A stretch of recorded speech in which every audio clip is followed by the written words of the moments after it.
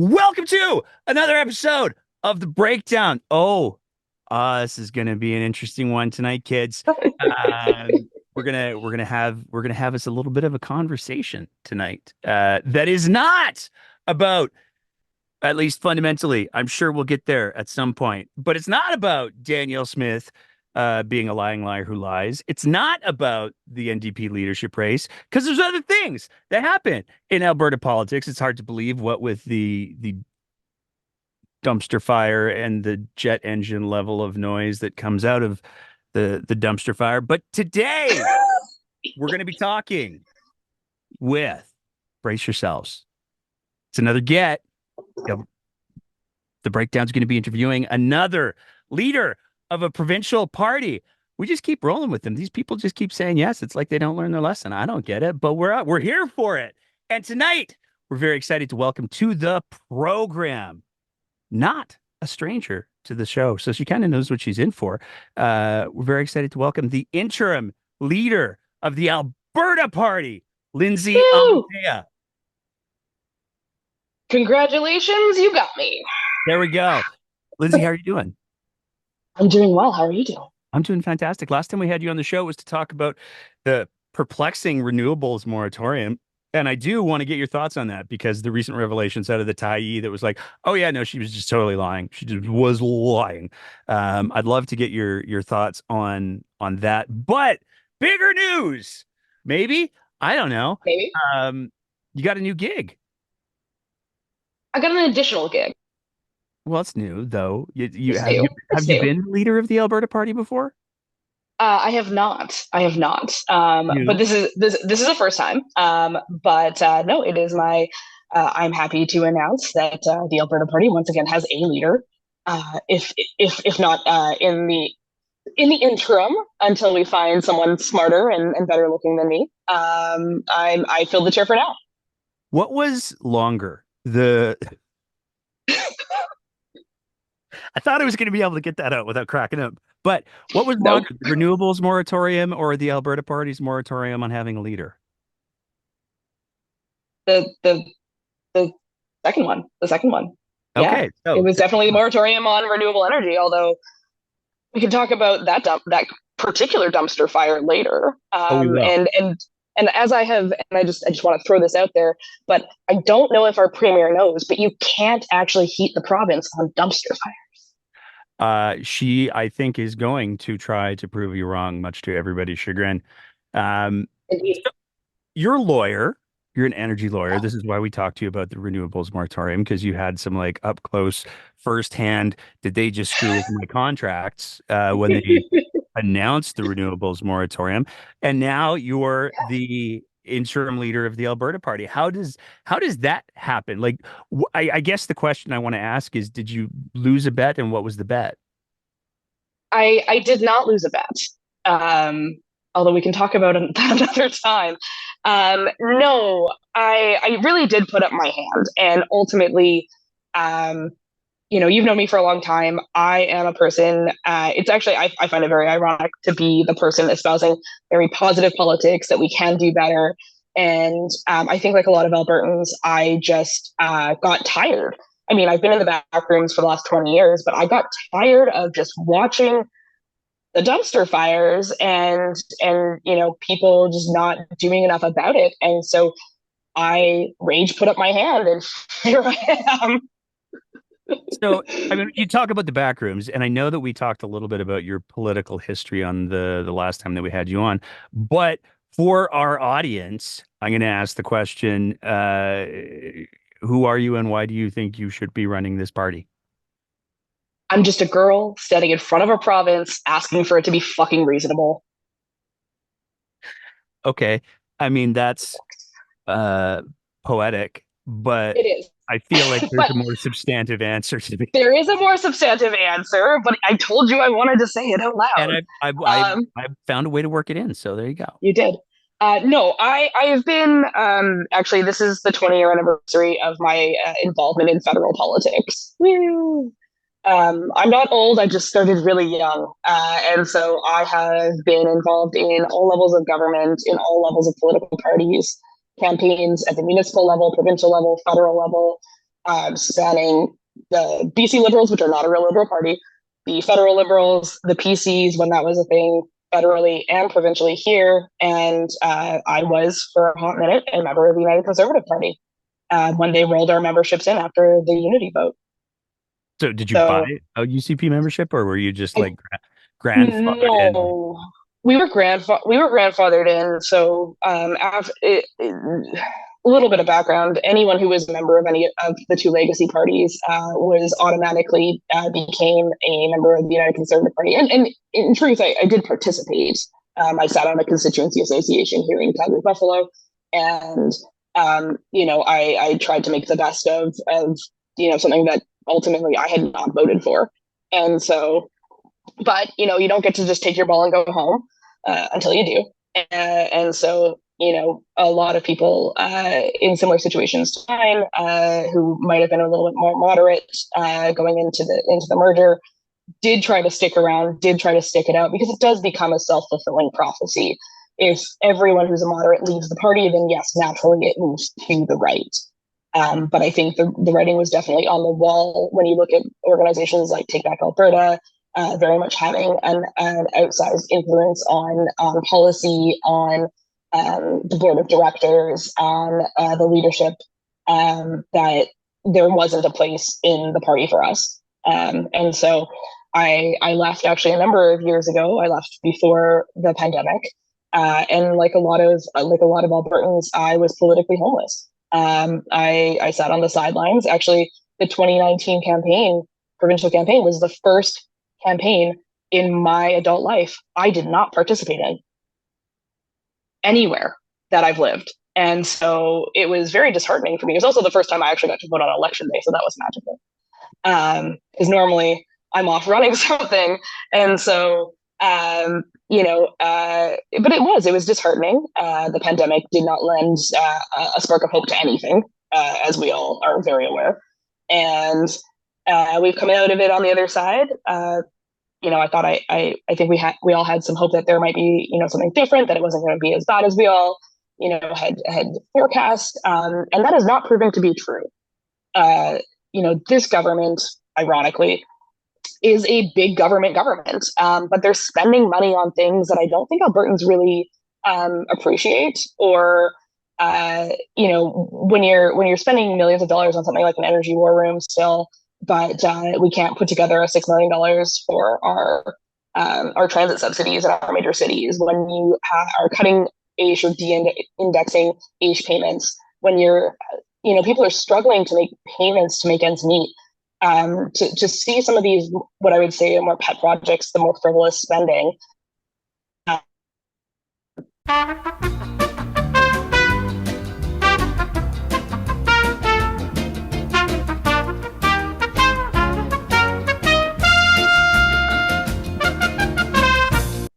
And after a minor technical glitch where we lost Lindsay shortly after pet projects, she's back. So go from pet projects.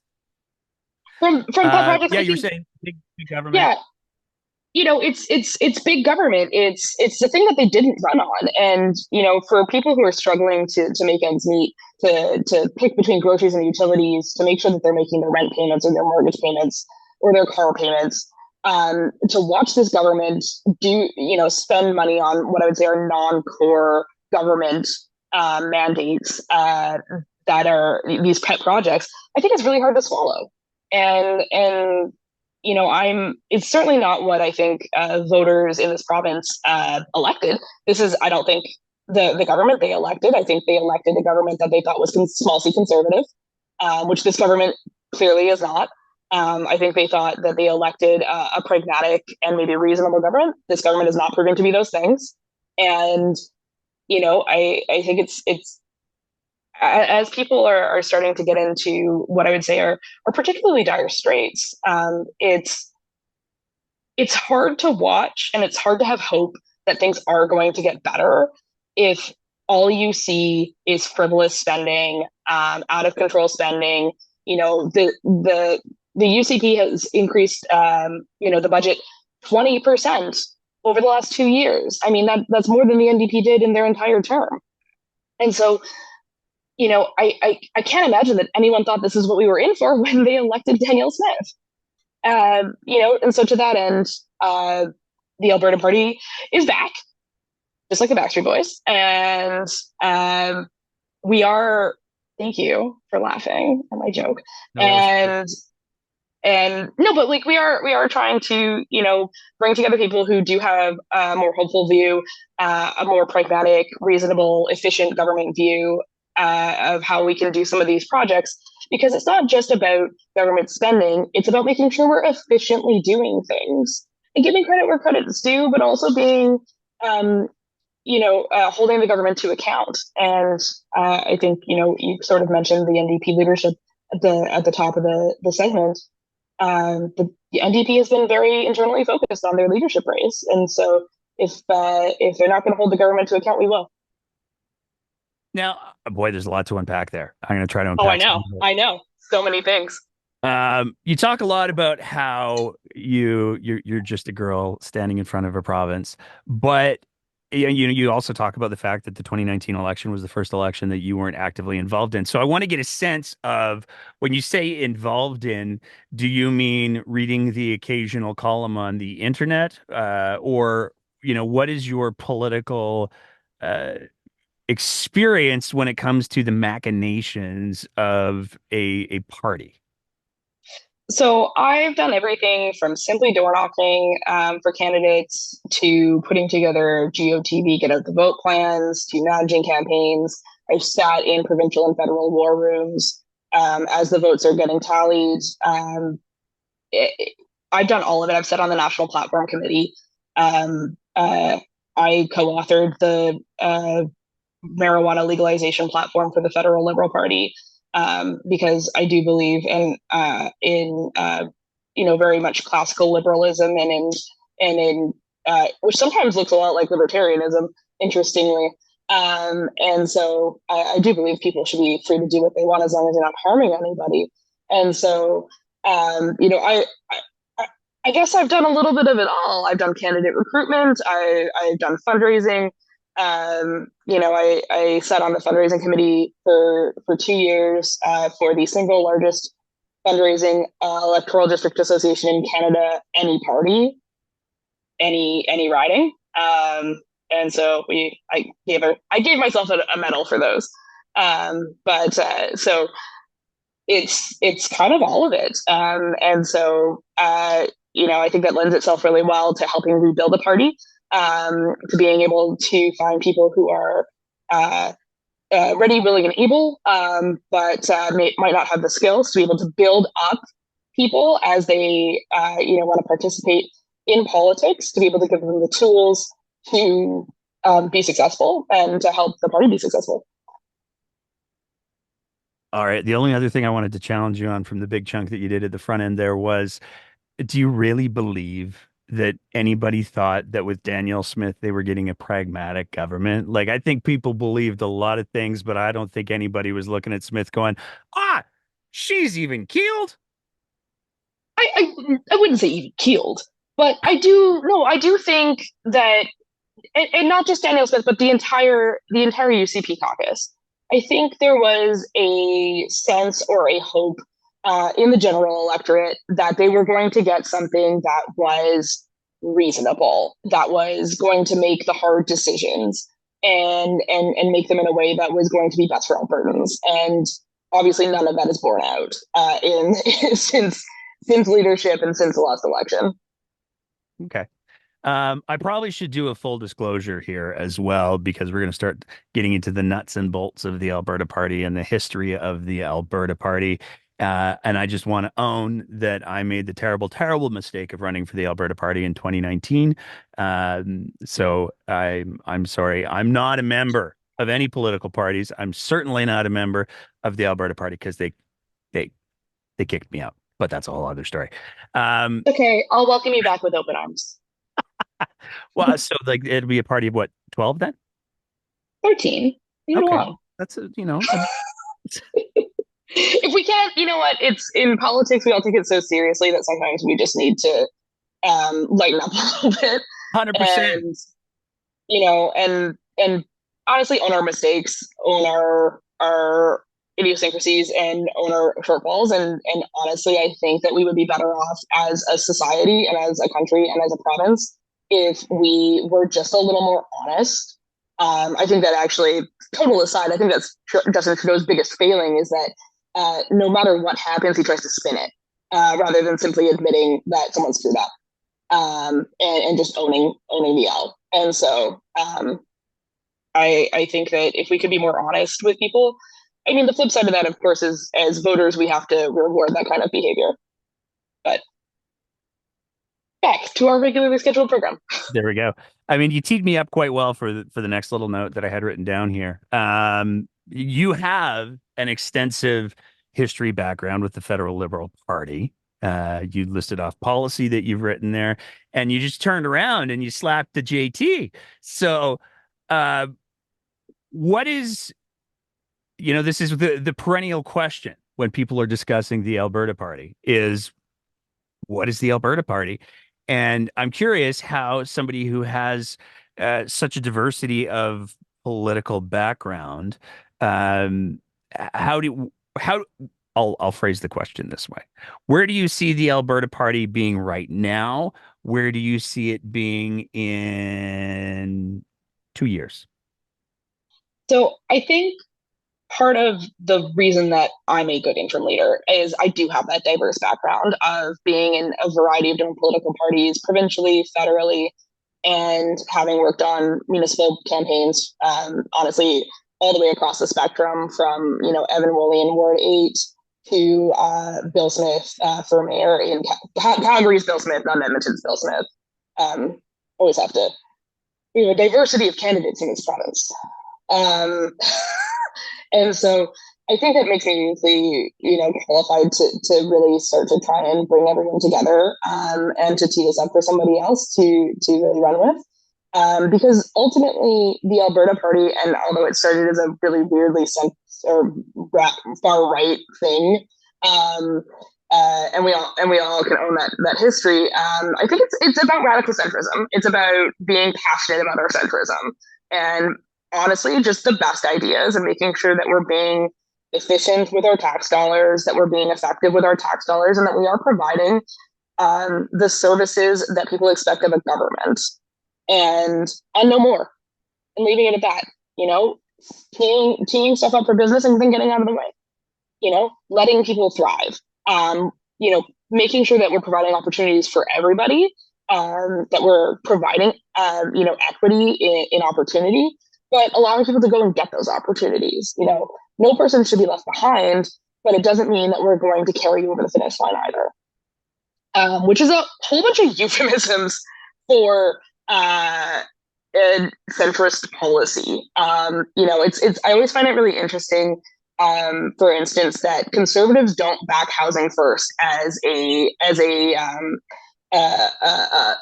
solution to homelessness because it's actually cheaper. It is statistically cheaper to just build houses and put people in them than it is to have the entire system of shelters and social workers and police and all of those things going on. So I always find it very ironic that that's not a conservative policy. And so again, it's just stripping away the ideological basis for a lot of this and just looking at what is the best thing for the outcome we need. And making sure, like I said, we're as efficient with those dollars as possible. Looking at things like, and more long-term planning as well. So the best, most efficient dollar that you can spend as a government is in early childhood education, early childhood food security, and early childhood just support. It doesn't result in immediate outcomes generally, but it does result in lower theft rates. It does result in lower crime rates. It results in less people turning to addiction as a source of comfort. It reduces deaths of despair. I'm throwing out a lot of buzzwords. I realize this. Google them. Go down the rabbit holes because I think people would be interested in some of what these things really mean that we're not going to be able to get into here. But being able to really provide those opportunities, provide that long-term planning that's more than just one election to an election more than just a soundbite. We do need to start having really nuanced conversations in this province about where we're going and how we get there. Because I think we very much lost sight of, the Alberta advantage and what that really means. And it used to mean, it should mean again, being able to afford a house, if that, or shelter in some capacity, being able to be comfortable in your life, being able to have security and contribute and feel good about your contribution to society. And so, and more importantly, we've in a lot of ways lost our sense of community. And so those are the things that I think we need to be bringing back as a government and leading by example. I don't even remember what the question is now, but those are the kinds of things that I think are really, really important. And that is, in my mind, what the Alberta Party can bring to the table.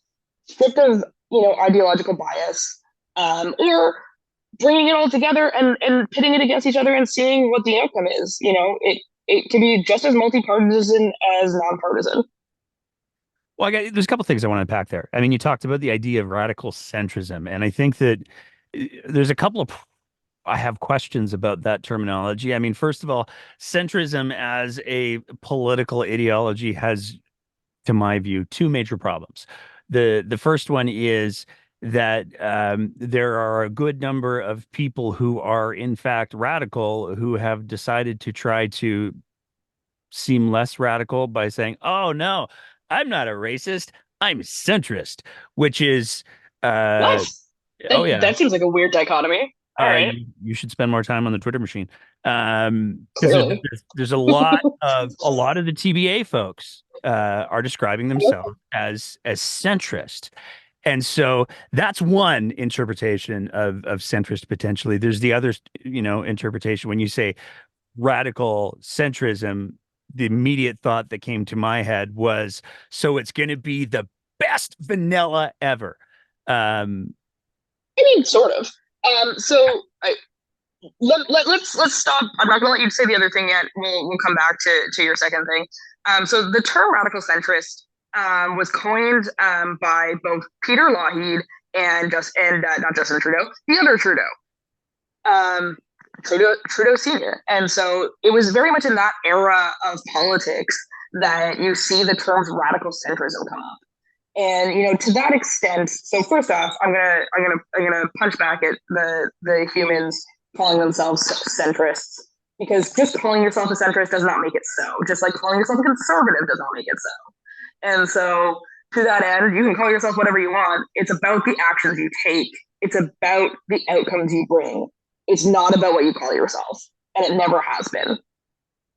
The BC Liberals call themselves liberals. Do you think that was a liberal party? I mean, I don't. I think like the branding of the political parties in BC is just kind of like, what's left? I guess we'll take that one. We're not going to change any of our beliefs because the liberals seem to be very conservative, and the conservatives seem to be something else. And now there's We this we can BC have BC United. United, everyone's favorite football team. I'm sorry, Andrew. I'm sorry. I'll never stop making fun of this. No, Um, that's a good joke. I'm going to use that in the future. but no, it's just calling yourself. I mean, we can unpack why the BC Liberals were called the Liberals another day. But it's just calling yourself so does not make it so. And so the TPA folks can call themselves whatever honestly they want. It doesn't make them centrist.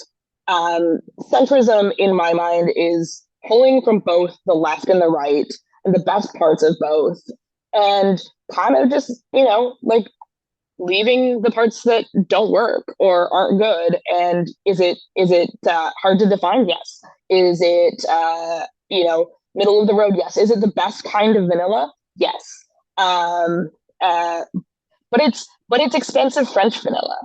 Oh. Um, I know, but and the reason I say radical centrism is because you know it's hard, and I mean history bears this out. It's hard to get people passionate about reasonable policy, and so you have to bring some passion to it. for better or for worse, that's why the fringes of politics are so effective at mobilizing people because they are able to bring that emotion with their policy, with their stances, with their parties. And that is a great way to get people out. Being able to say, hey, would you like to have reasonable health care and maybe not spend too much money, but also make sure everyone has a place to live? Eh, I mean, everyone's gonna go, yeah, sure, but it doesn't boil the blood the same way. And so it's about coming up with a way to bring passion to that centrism. And and I think that, like I said, Peter Lougheed and Pierre Trudeau were very both, different sides of the spectrum at the time, but both very good at galvanizing people to um, do the right thing and to show up for that. And I would describe both of them as centrists. I think most people would. I mean, if I left this joke on the table, I'd feel terrible, but I'm going to try to channel my very, very best, Ryan Jesperson. Are you saying you're the next Peter Lougheed? I am in search of the next Peter Lougheed. Okay, I like it. Okay, how are you going to I'm in find search. that person? So part of I don't know if this is when we were filming or not, but part of I think this failings of both the Alberta Party and also I'm going to call it the Alberta Liberal Party for the same thing has been you aren't just going to attract a great leader by putting up a flag and saying, "Hey, would you like our thing?" You need to do the work, and so and be attractive back as a party, as an opportunity, as something to build on. That's already it's got its own momentum. Would you like to come and be, the leader of this great thing that's already happening? And so to that end, we are, going to start. I mean, I'm always looking. I did not sign up to do this forever, and so um, part of that is also just doing the work and building the party and bringing in volunteers and bringing in candidates and bringing in fundraiser and building that infrastructure and being visible and making our voice heard and and then hopefully someone out there says, hey, you know what, I think I could be the leader of this party, and this party looks like it's going somewhere. And so, and bringing that together and then really, continuing to build that momentum into the next election. And so the answer to how do we do this is, do the hard work, work on ourselves before we go out and find that partner to be our leader. Sounds very self-helpy, but I think that I think it's true. You can't just sit and wait for someone to come save you. Yeah. Well, I think we saw that to some degree, and by no means am I disparaging Barry Morishita. But he was the only one who raised his hand for that last leadership race. So that Yep. to me, there was, and it's one. This is one of the things I'm actually, all joking aside, I'm actually interested in seeing where the Alberta Party goes, is because we saw coming out of 2019, the leader at the time kind of went, "Oh, screw this. I'm going to get an appointment from the UCP," and did. And the Alberta Party kind of did nothing for leadership wise for the better part of almost, I think it was almost a year and a half. Yeah. And then, after having nobody, they were like, we're going to have a leadership race. And somehow they convinced Barry to throw his hat into the ring. And he was the only one. And I think that it's Mhm. because it's very, very clear that I'm going to invoke the name since the departure of Greg Clark, the party's culture has been poorly defined. It has not been expensive French vanilla. It's been the bucket at the bottom of the freezer. And so it's interesting. I'm curious to see how having an interim leader translates into a leadership race down the road. But before we get to that, one of the other things that I wanted to ask you about is it looks like shocked expression.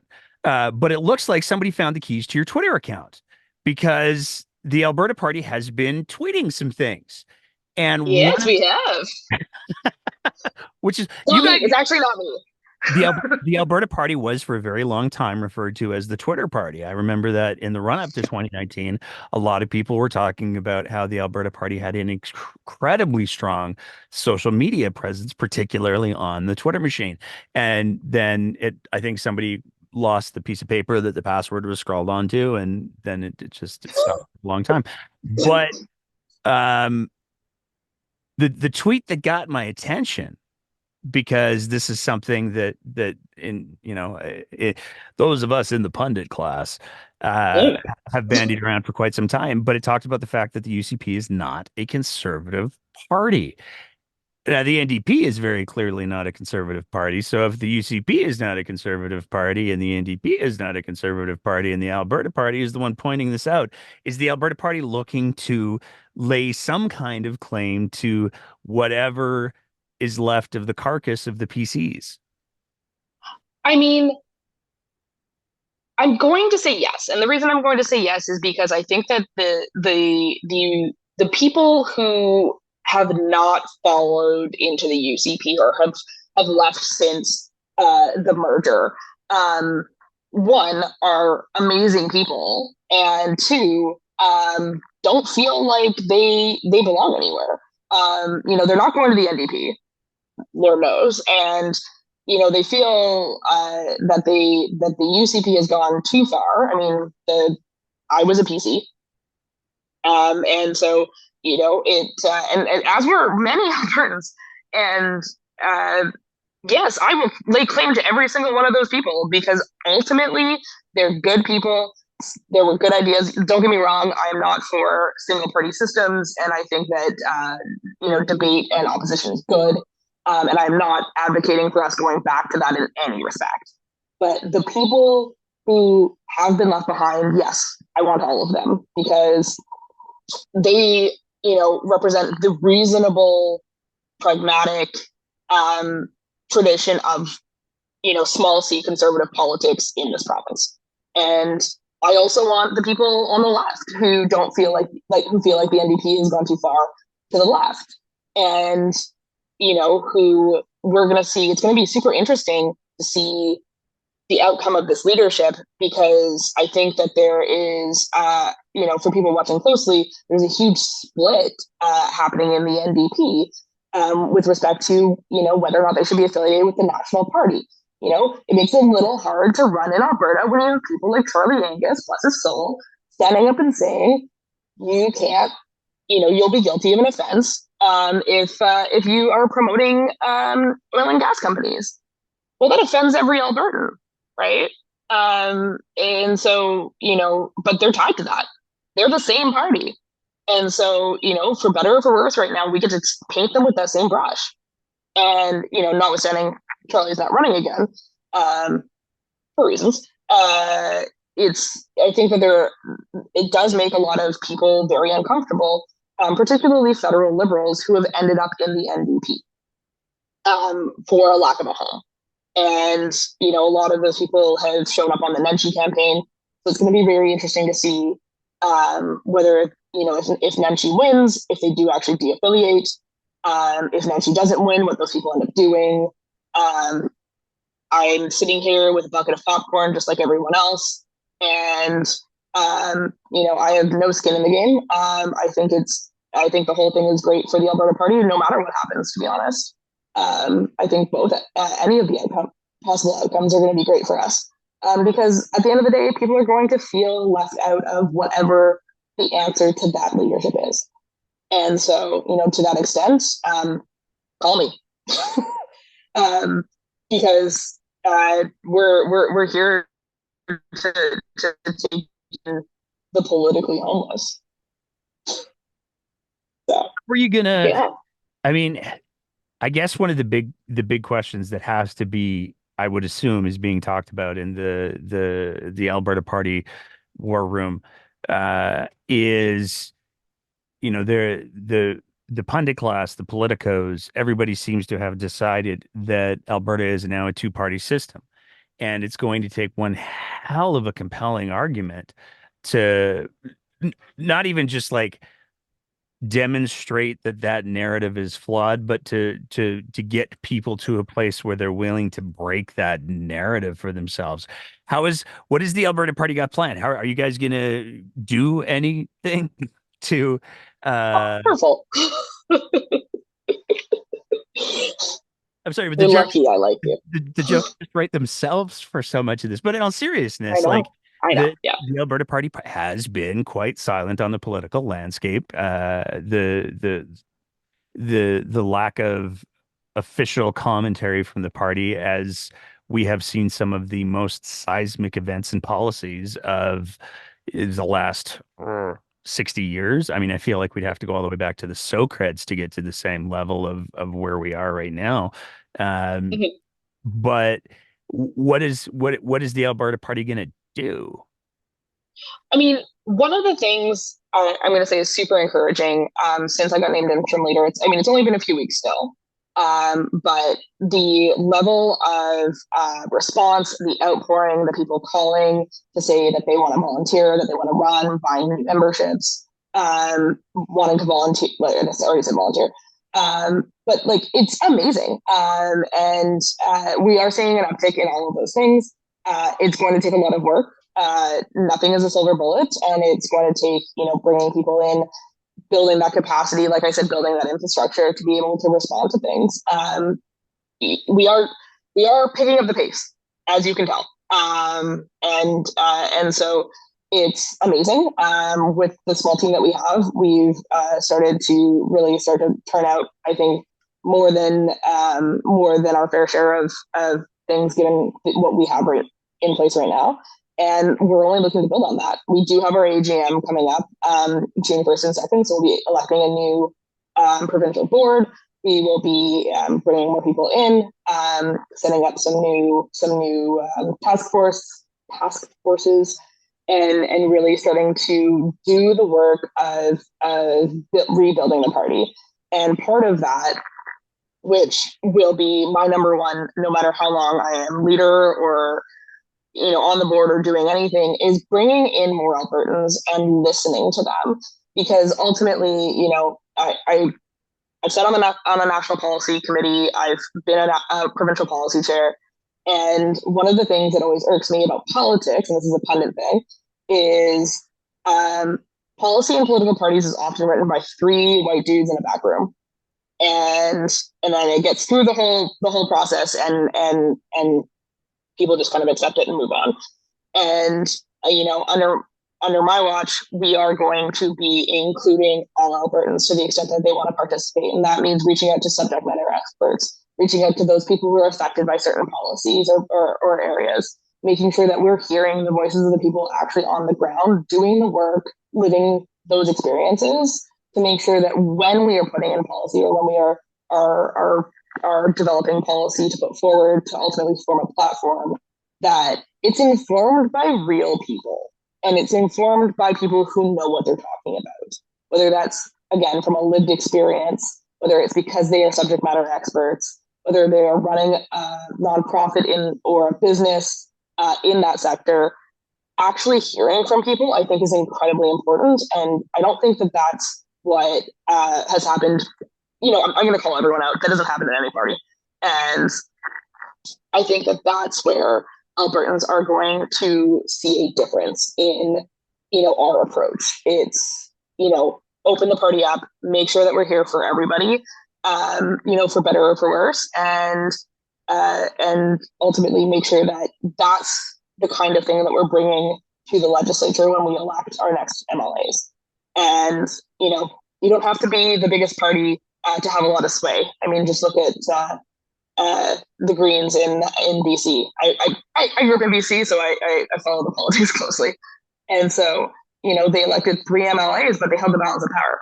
I think they should have bad in dealing with that, but that's what happens when you have an environmental professor as your party leader. So. Well, and I would also make the argument that you take a look at Greg Clark's tenure in the legislature as the only elected Alberta Party MLA. And he was able to foster significant collaboration. He was on more, at least 1 year, I want to say, but it might have been more. He was elected like the MLA of the legislature. Yeah, the legislator of the year a number of years that he Yeah. was in the ledge, and I think ultimately he had and shows that you can have an outsized impact on policy and on decision making, no matter how large your caucus is. And so, to that extent, Greg's definitely a hero of mine, and a good friend, and we look to emulate that kind of outsized impact. Yeah, I actually think that Greg might be the only politician that we've never made jokes about on the show, nor would we, because he's just like so nice. Like, what do you say? Like, guys, he's so nice. Damn it. He's There's more to definitely go. French vanilla. There you go. There you Um, go. I made a joke. there you go. Where's your AGM at? Where is it? Is it Mm? online? Are you doing your AGM online? Is it going to be a It's Zoom it's meeting? hybrid. It's Hybrid. hybrid. It's a hybrid, so it's in person online. It'll be here in Calgary. You can check out the Alberta. You can check out albertaparty.ca for more details and to sign up. Um, Is there a policy Come on. convention to go with it? Do you have anybody writing policy? No. So this is strictly a rebuild, revamp, like recharge. And in fact, this is going to be the beginning of our policy process. And so the idea would be that this will be the kickoff to 12 to 18 months worth of policy processes that'll culminate in our next annual general meeting. So I want to talk about that for a sec because one of the new things that has been introduced to Alberta politics, arguably the body politic nationally as well, is if you get enough engaged people to show up, then you can completely derail the direction of a thing. Cough, take back Alberta, cough. So I'm curious, does the Alberta Party have any safeguards? Do you have any desire to have any safeguards? I mean, like if David Parker showed up with 300 of his closest friends and they all bought memberships, I mean, all joking aside, I don't know that you're going to get 150 Alberta Party hardcore showing up at your AGM. How do you navigate that? So it starts with, and in fact, the interesting thing is actually every single party has the same safeguard in place. And what it is when you sign up to get a membership, you certify that you are not a member of another party. All right. Now, is it an easy thing to check? No, but we all know that David Parker is a member of the UCP. And so, to the extent that you are able to actually like participate in that or to double check those kinds of things, it is possible. And as you can well attest, party memberships have been revoked for less. I mean, it's true. That was a good shot there. Bam, That was a good shot. bam.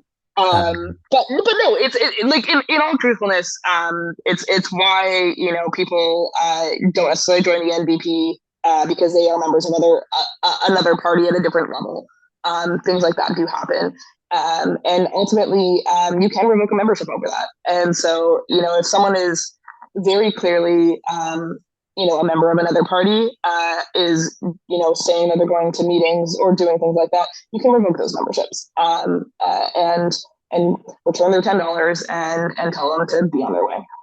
And okay. so, yeah, there are to that extreme extent, yes, of course, there are ways to deal with that. It would have to be pretty Do I, extreme, though. yeah. Do I think it's going to happen? No. If 150 people wanted to show up and tell me what they thought, great, call me. I'll help you do it. It's it. I don't think that there's. It's hard enough to get people to join a political party in the first place, or participate in politics, or donate, or honestly vote. This is always, one of the things I say when people are like, "Oh, people they're gonna vote twice." Like, I can't get them to vote once. I don't vote twice, Yeah. right?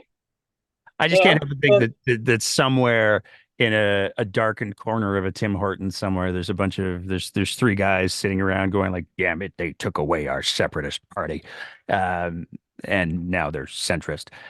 Uh, Yeah, but so they have WIPA. do they still? I mean, I don't know. I I just haven't like checked saying in. it. I haven't checked in on those folks in a while. Um, Me neither. But I just like saying the party name. it is a very 80s sort of feel to it. Yeah, Little, it little. feels like we should have hair out to here I was just and gonna go round with like guitars. the red traffic cone hats, Eagles Oh hat. yeah, yeah, yeah, yeah. No, fair enough. But Yeah. yeah, I think it's hard enough to get people to participate, let alone to sabotage something else. Like, also, we're what, the third party ish? I mean, Just let me have it, okay? Um, so I mean, they don't care. you're in third place. They don't care. That's fair. We're second runner up at this moment. I mean, soon to be first runner up, hopefully. But it's you know, I don't. I have a better view of human nature, I think, than that, and I'm going to keep having that view, and nothing's going to take me about it. Cool. So, if people want to show up and have a conversation, I'm here for it. You gonna run? If I have learned anything in the 4 weeks that I have been intro leader, it is that I am very uncomfortable on this side of the camera. Well, no, I mean, like, is presumably, I'm gonna speculate that the in the next provincial election, the Alberta Party will want to run two or three MLAs. Are you going to be one of those names? I, God willing, I will find 87 people better than me. That's a hell of a line that is right there. That's pretty good. That's the lawyer coming out. Um, what should people be looking for from the Alberta Party? Anything else? I want to talk about the renewables piece because that's where I'll ask our I know you most. do. And I'm I know like, you oh, do. I want to get there. But I also don't want to. I mean, the jokes are just they're writing I themselves. know, I I'm know, I so know. hard not It's to. I don't want to diminish the role of the Alberta Party. here. You want to know what? You just said that we haven't been commenting on things, so here, let me comment. Okay. Okay, Oh, there you go. That particular dumpster fire continues to burn. you're not So wrong.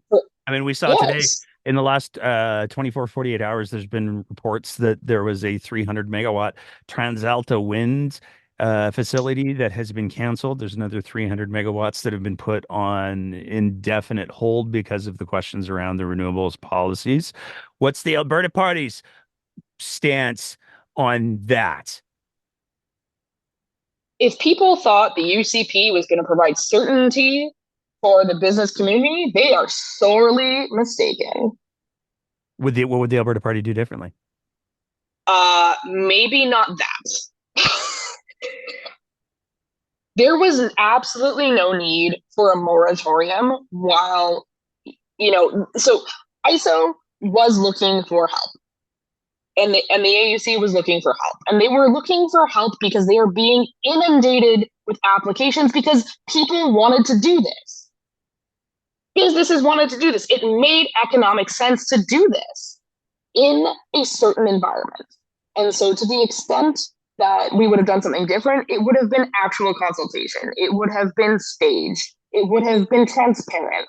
And it would have been implemented in a way that business could understand, that had transition provisions to allow for projects that were midway through their process to complete under the process that they had started with, and ultimately provide certainty and resources for ISO, for the AUC, and for the business community. That it ultimately it would have been done the way that ISO wanted it to be done. They wanted help. We were willing to help. I would have done it the way that, honestly, they are an independent organization. They are independent from the AUC, which is obviously a government body. But they asked for help. They asked for resources. You start by giving them resources to approve projects, to do the studies, and make sure that they're asking the correct questions when it comes to honestly the tree toads in central Alberta. I'm kidding you not. That is a real problem. Um, and so, give them like it would have started with simply resources, and then it would have gone through a review, and then it would have gone through a transition. And ultimately, I mean, I understand that this government is afraid of things that start with the word trans, but we really need to be good at this. You really need to be doing things in a staged approach because ultimately, and this was the biggest, driver for people voting against the NDP in the last two elections, is they said the NDP didn't provide certainty or stability for the business community. Well, neither does this government. So if you want some certainty and stability, actually Alberta. Man, I got you in your wheelhouse there. That was quite My the mom thinks I'm super funny, and you were just proving her right. no, that was what do you make of I mean, it's you're not wrong when you say that ISO and AUC were both saying like, "Hey, we've got this like I think I might have stepped on a thing and it kind of hurt my toe, and if somebody could take a look in that'd be really great because it's That'd be really cool. Yeah. it'd be irritating." And the UCP's response seemed to be, "Absolutely, we're going to amputate at the belly button." Yeah. Um, Entirely, and ultimately, you and I had a conversation when this happened. We spent a lot of time speculating on who benefited from this, why they were doing this, how it didn't seem to connect with what they were saying and what was happening. And it turns out we were right. The thing that they said and the thing that happened are not the things they said that happened. Quelle surprise. And so, last 24 to 48 hours, we're finding out ISO did not ask for this. They were asked for that letter after the fact. They were dictated that letter by, as was the AUC. And so these are not things I like to hear. When people say they don't trust the government, I get it right now because how could you possibly trust this government? Um, I will once again throw Justin Trudeau under the bus in the same breath because he's also very guilty of this. And it seems like Danielle Smith is learning everything she knows about politics from Justin Trudeau, ironically. And so, am I wrong, though? no, you're not, but that's a banger of a line that is. Well done. That was I did not I But know am what I wrong? I know what clip we're using for the promo material for this episode.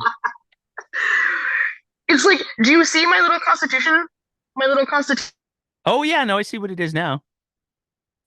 It's a constitution. There you Yeah, go. it's a constitution. I'm a big believer in the Constitution. I'm a big believer in the Charter of Rights. I am a big believer in telling the truth and owning your mistakes. Neither our federal government or provincial government are very good at that right now. And and so no, I don't fault people for you know, I had to drive to Lake Louise for a conference this past weekend, and you drive through sort of the Axe the Tax encampment, which apparently had a wedding this weekend. Um, but I don't fault people for not trusting the government because time and again, our politicians are showing that you can't trust them, and that they're willing to spin things and they're not just willing to own up to honestly, sometimes really dumb, really easy mistakes, to be able to say, like, look, this is what happened. Yeah, it was an oversight, or, someone just was super junior, or, my favorite one is still someone. I won't tell you which one, but in the last couple of years, there's been a screw up in the federal government where the person doing the review was simply too young to appreciate the actual facts because they didn't live through it. Because we're having 20-year-olds review things, in ministries because those are the only people we ever get to staff ministries because they're shitty jobs. No offense, guys, but like people who are working, in political side governments, you get either people like me who are very senior, or you get like 20-year-olds who are in school, who are, taking a year off or a couple of years off to do their service to the government, but they don't have the life experience necessary to really appreciate some of the things that are happening. I'll tell you a fun story about Alison Redford, a degree in fashion design. Now, not disparaging fashion design degrees, my mom has one, the whole thing. But perhaps instead of letting people run with the term Sky Palace, you could have said something like she wanted to work so hard, she was willing to live in the legislature full time to do her job 100% of the time. Come on, that is an easy spin. Instead of being, lambasted in the media for weeks until she ended up resigning over the Sky Palace, right? Like that's an easy spin, guys. Come on. I too would also live in the legislature if I were a premier. This is not a vote for me being premier. This is not where I'm going with this. But this is how I accidentally become premier. Well, I mean, I can only imagine how challenging it is for the folks that are managing the current government from a comm standpoint, because like every time they do a press conference, everybody over here, we set up the dinner table and we get the plates ready and everything because we know we're going to get a meal out of whatever this thing is, uh, Mhm. because they just do things that are not smart. Entirely, and that's the problem, and so it does distract from the real issues. It does distract from getting real things done if you're always on the defensive, if you're always on response because just amateur mistakes. And all, the media are looking for now are those amateur mistakes. And that's what they're reporting on. I saw a thing on, there was the press conference there was a healthcare press conference, I think it was on Friday, and there about neonatal care. And there was a C spine. It's a C spine board. Is that what Yeah, it is? You're the medic, not me. yeah, Um, that was us who pointed that out. It's a spine board, and I don't know. yeah,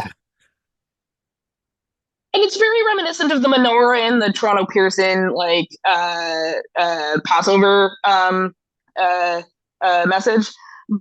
But instead of talking about neonatal care, and instead of talking about the shortage we have, and instead of talking about things we can be doing to alleviate that, we're talking about the fact that they fucked up oppressor by putting in weird prompts, right? It distracts from the real issues. Well, I mean, the Five Guys thing was pretty cool too. I mean, yes, but still, but it still distracts from the real issues. Right? It distracts from us having an adult conversation about what's going on in our healthcare system. Like props, I'm going to give props to somebody. I don't know who it is, but whoever came up with this new government of Alberta, like AHS, there are other places to go than the emergency room campaign. Perfect. I love it. Keep going. That is an amazing message to send. I don't care who came up with it. It's good because that is exactly what we need to alleviate problems in our emergency rooms and to alleviate long wait times. Now, as a government, we need a government that's going to actually provide the resources to be able to do that. So that means making sure we have family doctors, that we have, clinics, that we have 811, that all of these things are properly staffed, that we're doing preventative care so that you're not showing up at the ER for something that could have been prevented but wasn't. There will always be a place for the ER, just like there will always be a place for temporary shelters. But we can be doing better about dealing with the systemic issues if we're actually focusing on them instead of spending our time, having our gotcha moments and talking about that. I mean, I've said it before here many times in the show. I would love nothing more than to have a boring week in Alberta politics. And I got to say, when you get fired up, if that's the kind of thing that people can expect from the Alberta Party, I think it's going to be an interesting thing to watch.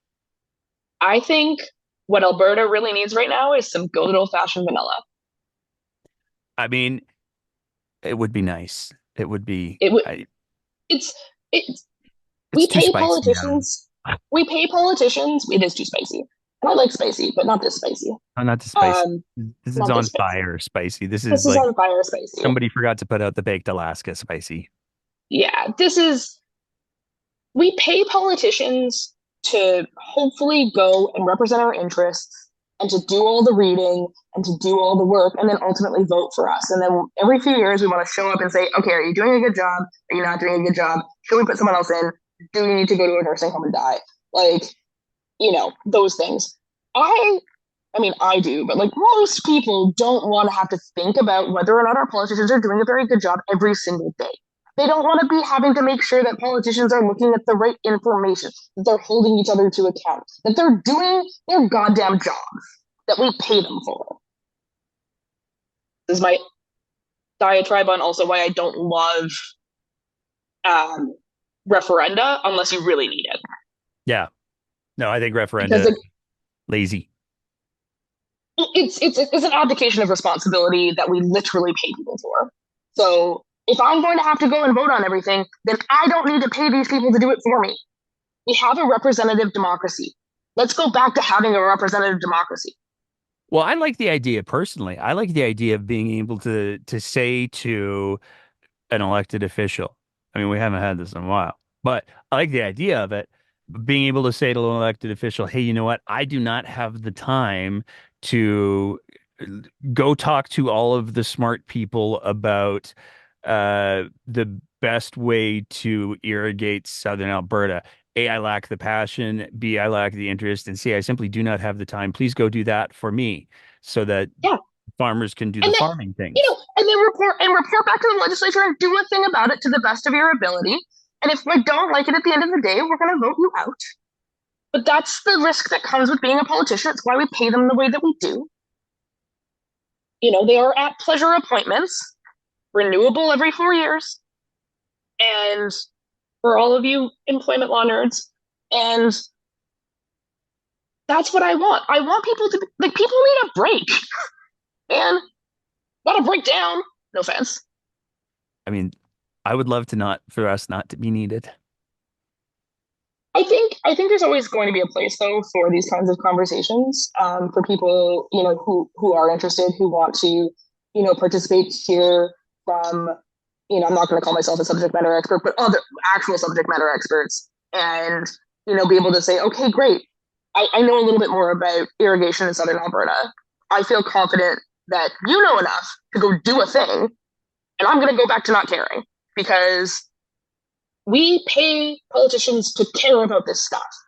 We pay them to go do the work, to learn the things, and then ultimately try and pick the best outcome. And if we can't trust that that's what's happening, then why are we doing this at all? Well, I think we know that that's not happening right now. Cough renewables moratorium cough. Actually coughing. Lindsay, anything else you want people to hear about the Alberta Party? Anything else you want people to know about the Alberta Party or anything else? I mean, ultimately, we can do this differently. We have done this differently. And I am still, notwithstanding all of the things we've talked about, the dumpster fire that is this province right now, the politicians who are not paying attention, all of the really negative things that we've talked about, where we've talked about, people not doing their jobs, not doing the right thing for the province. I am still very hopeful that Albertans can do better, can have better, and we will. And it's going to take people like me, people like you rerunning, and people stepping up. I had an amazingly encouraging conversation last week. Some lady who's never really been involved in politics called me up and said, "Hey, you know what? I've been thinking about this for a really long time. I heard you talk. This is amazing. How do I get involved? I'm actually really interested in running." Because I like the positive message. And, Obama ran it and, on hope and change. And, Trudeau in the first campaign in 2015 ran on, sunny ways because people do respond to that. And I think that as we get into an era of disinformation, of negativity, ultimately what I want people to know is that we can and should be supporting our communities. And that includes participating in politics, voting for people who are going to, support our whole communities and do the best that they can for our entire communities. I don't think that everyone in politics, no matter what party you're in, there are two kinds of people. There are the people who are there for power, and there are people who are there to make the world a better place. No party has a monopoly on either of those groups. And so there are people to work with across the aisle. And we need to be doing that. It's not opposition for opposition's sake. It's opposition to make the government better, to hold it to account, to make sure that our tax dollars are being used wisely so that everyone is benefiting. And so my pitch is join the Alberta Party. Give me a call. I'm easily Googleable. um, my contact I'm a lawyer and my contact information is out there. So drop me a line, shoot me a message.